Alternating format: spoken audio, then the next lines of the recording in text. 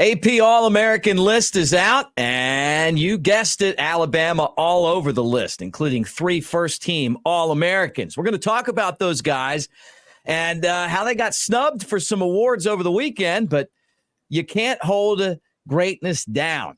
And Alabama's not in the college football playoff for no reason. They've got some blue chip, number 1 draft pick type material on this team. We're going to get into that and more, but before we do, just know that you're a first-team All-American to us. We love having you here. Make sure you like and subscribe. Give us a thumbs up if you roll Tide.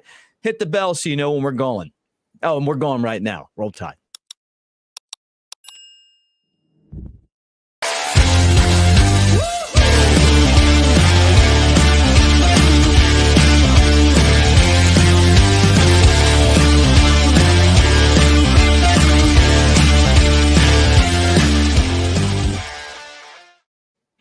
Roll Tide, everybody, with Chad Anderson. I'm Mick Gillispie. Thanks for hanging out with us.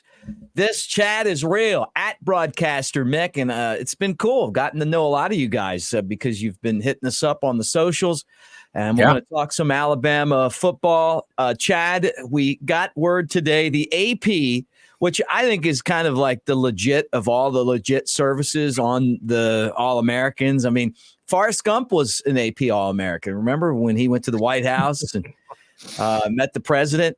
No, I'm just kidding. Dallas Turner, Kool-Aid McKinstry, Terrion Arnold, all first-team All-Americans. J.C. Latham, Caleb Downs, second-team All-Americans. Will Reichard, third-team All-Americans. So congratulations to those guys. Yeah, isn't it crazy? Alabama had no finalists for anybody in the secondary a few nights ago on ESPN's College Football Awards show, but somehow they got 2 guys who are AP All-Americans, first team. Surprising, not surprising. I've really enjoyed the feedback and the comments from everybody on this channel who's been watching the show.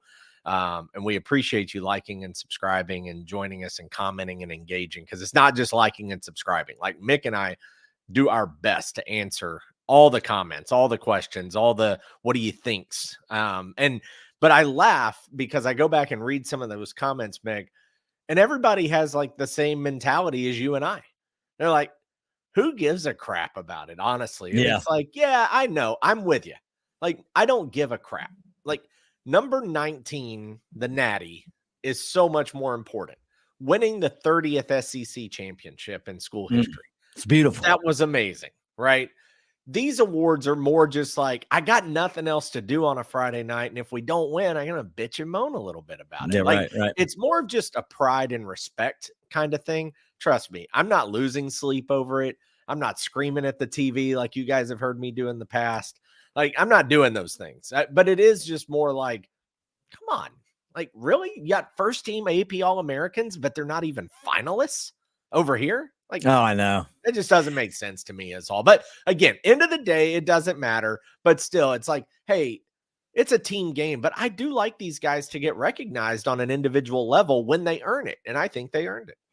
The best player on the team may be the first guy, and let's go through each player and just kind of talk about him a little bit. But Dallas Turner, Alabama's not where they are right now if Dallas Turner isn't rushing the passer, if he isn't making plays. You know, even when he's not getting sacks, which he's done an excellent job of this year, he's just causing havoc in the backfield. But when you think about some of these games, you know, Ole Miss moving the ball downfield, end of the game, something could happen. Here comes Dallas Turner. Arkansas, you know, they rallied against Alabama. Here comes Dallas Turner. Auburn, we need the ball back. Here comes Dallas Turner. When you've needed your biggest plays this season, it's been Dallas Turner. Yeah. Even look at the Georgia game, Mick. Do you realize in the Bama-Georgia game, I think Alabama only brought more than 4 twice the entire game? Wow. And guys, Georgia has a top 10 offense. They were number 6 offensively. Yeah. In the country, not in the conference, in the country, going into that SEC championship.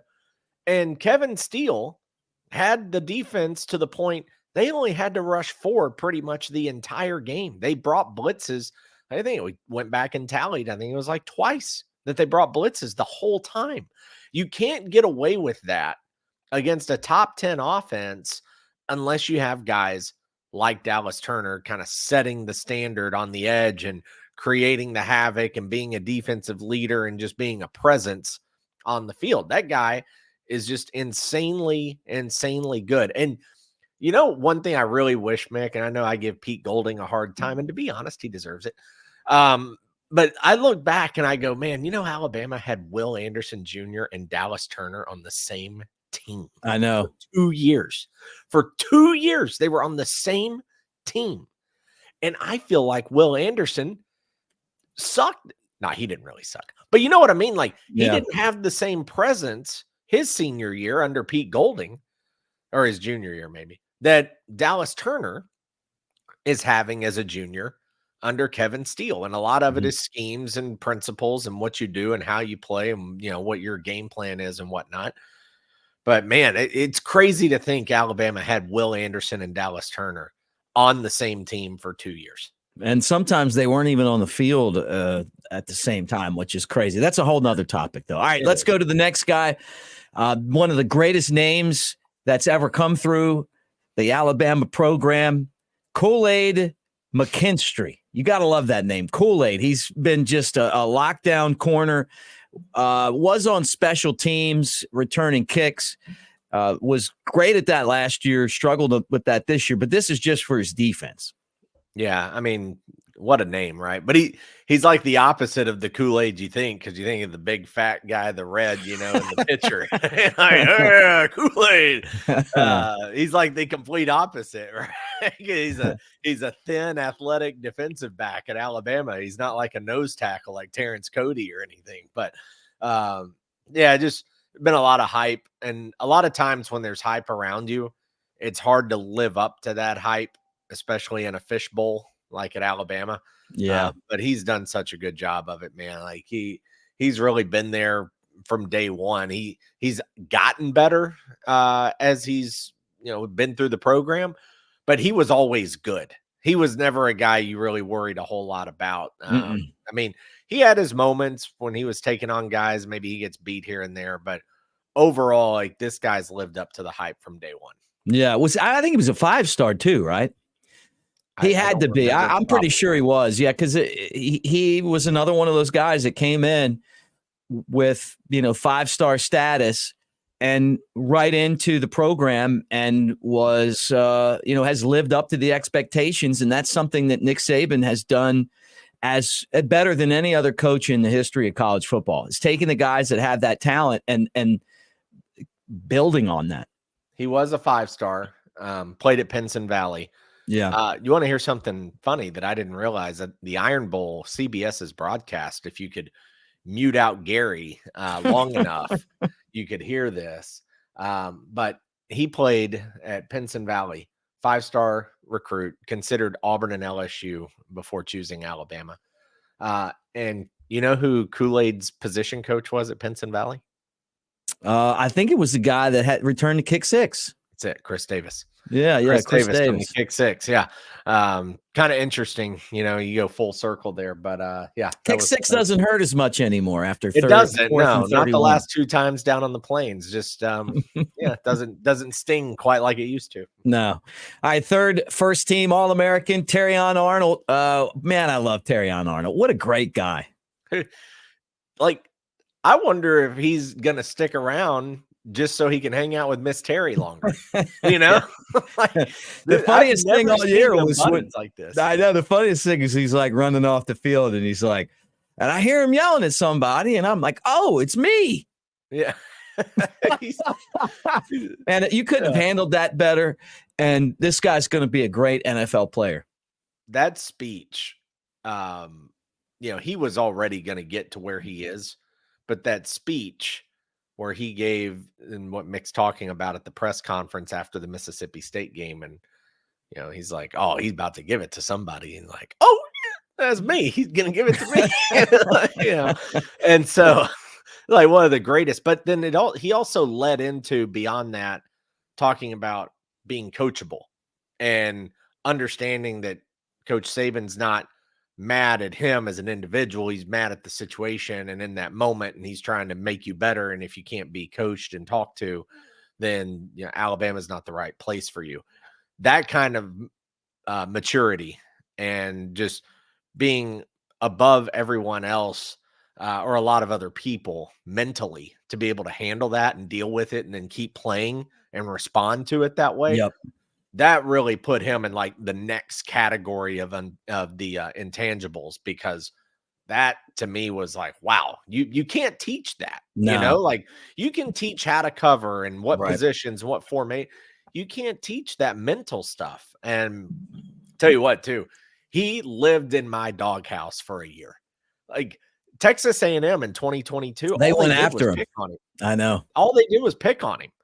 And he was the low man on the pole on the field. And to see from where he was then to where he is today, again, wow, just that proves how good Nick Saban and the coaching staff and just the university is in developing players and getting them ready for the next level. All right, second team All-American J.C. Latham. Yeah. Big offensive lineman. And the offensive line as a group just kept getting better and better as the season went on. But he was good from the start. Yeah, he was kind of one of the anchors, from the beginning. And credit really to the offensive line in general, just all year long. I mean, this is a unit that all offseason everybody kept reading his stats about how much they weigh and how big they are and how they're going to bully everyone. And Tommy Reese's Twitter would say, run the damn ball. And, all these things, everybody was ready to get back to it. Like we're going to give them the medicine. It's going to be elixir time all year. We didn't see that at all. We didn't see it. It was like a revolving turnstile at a stadium, the way defenses were getting back there to Milrow. He was being sacked 5 and 6 and 7 times, Mick, early in the season. And so Latham being one of the leaders on that line and everything he's done and accomplished, credit to him, but also just that entire unit. Yeah, no doubt. And then one of our favorite, freshmen, Caleb Downs, second team All-American, and he's drawing comparisons to Minkah Fitzpatrick for the season that he's had. Those are huge accolades, expectations for the future, but the guy's lived up to him. He's been amazing. This guy is something, man. You just watch him, and usually after Alabama plays on Saturday, a lot of times either that night or the next day, like on Sunday morning or Sunday afternoon, I'll go back and I'll watch the broadcast because especially if I'm at the game, because I want to see, what they're talking about and what I miss by being there or something. And when you see replays of what Caleb Downs is doing on the field, it's unbelievable, man. Mm-hmm. Like the way he attacks the hole, shoots the gap, picks off the run plays, creates disruption in the backfield. And that's on attacking the line of scrimmage, not to mention just his play as a safety in the pass game. But man, this guy gets it. I think his dad is a coach, right? And so that's one thing Nick Saban always brags about with Caleb is, well, when you're a coach's son, you kind of become a student of the game and you're a little deeper into it, understand things a little bit more than maybe the average person. So you can tell though, man, that's a good one for Alabama to have stolen, by the way, a steal for the Crimson Tide. They flipped him. Was it from Georgia or Texas? I think it was Georgia where they got that one. But yeah, nice. Been unbelievable. And then finally, third team All-American Will Reichard. You missed 3 field goals and you slide all the way down the third team All-American. Yeah, he had two bad. He had one bad game, and that was LSU. Missed a couple of kicks in that one, and just wasn't. He just didn't have it that night. And the Auburn game, if anybody just understood it, missing a field goal at the student section end of Jordan-Hare Stadium is not uncommon. I swear to God, those field goal posts are just illusions. They don't even exist. But yeah, I mean, I feel bad for Reichard. He's going to go down as the all-time scoring leader in the NCAA in history.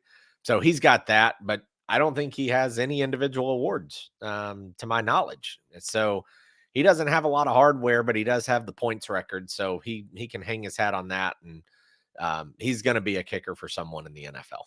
All right. And then let's just switch gears quickly at the end of today's show and talk about the news out of Saraland. We thought maybe Ryan Williams was going to go to Auburn. At least that's what the smoke was. But what happened was he's just reclassifying. He wants to get to Alabama faster. Yeah. I think this is, I don't know that he'll say this, but this is where NIL comes into play, Mick. Mm-hmm. Like, if you're sitting here as a 5-star recruit, the top wide receiver in your class for 2025, or you can reclassify, graduate early, get into the program faster. I don't know. I'm not a lawyer. So from an NIL perspective, I wonder how much that played into it. Is it just because Alabama's kind of light in the receiver position? And we've talked about that. No offense to Bond or Burton. But Alabama doesn't have that like pure standout guy like they've had in the past. So I don't know. But let's just hope that the NWO music doesn't hit and he switches here before the official signing. But I think Alabama's good on this one. Yeah, I do too. I think he's coming. Saraland, talented. He's been a commit to Alabama for a long time, and he's going to see a lot of playing time. So he's just another 5-star. And Alabama's classes, I mean, we say this all the time, but the class just continues to get better. He'll get to college. He can't enroll early because of the reclassification, but he'll sign in February and come to Alabama. And it's good news for the Crimson Tide. I'll tell you what else is good news is right now is a great time to go swing over to Pearl River Resort, Choctaw, Mississippi. The Timeout Sports Lounge and Sportsbook. You go in there and you can play all the table games. You can gamble legally. It's in, hour and a half from Tuscaloosa, 2 hours from Birmingham, not far from really anywhere in the state of Alabama. But you go in there and have a good time, bet on college football, basketball. Yeah, 0-0 in the house, as Catfish would say many times in a winning night down in New Orleans years ago. You also have like the kiosks, and you can bet on everything, right? They've got all the major sports, and it's a lot of fun. I can tell you that.